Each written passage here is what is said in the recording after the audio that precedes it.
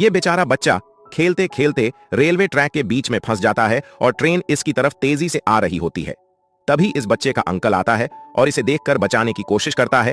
हालांकि ट्रेन भी तेजी से इनकी तरफ बढ़ रही थी। उसका अंकल ट्रेन को आता देख वहां से भाग जाता है। तभी उसका भाई भी वहां आता है और इसे देखकर अपनी जान की परवाह किए बिना इसे बचाने में लग जाता है। ट्रेन अब इनके बहुत नजदीक पहुंच जाती है, लेकिन फिर भी यह लड़का अपने भाई को बचा लेता है। तो दोस्तों, इससे हमें यह सीखने को मिलता है कि आखिर भाई तो भाई ही होता है।